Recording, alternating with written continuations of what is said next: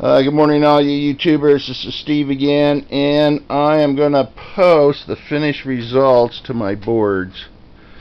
I got the material in. I actually bought it on Amazon. It's a vinyl floor covering by Nautolex or something like that. It was the best deal. I went into some boating stores and they wanted another 30-40% to order through them, so Amazon was the best deal. This wasn't too hard to do. I did 2 feet at a time, rolled it back, and then just rolled it along the board and working out all the bubbles, both glue and air. And that process actually took days because I kept going back and over and over and over again.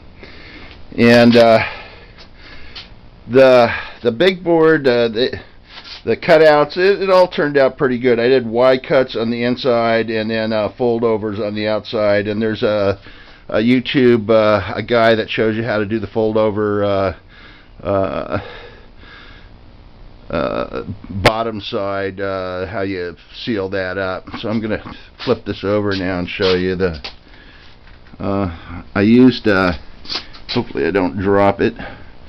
I used stainless steel staples all around, and I used my electric power shot. It had enough to hammer in 1/4 inch stainless steels, and so I didn't have to buy the pneumatic hardware Harbor Freight unit, which I was going to, but I got by with the electric power shot.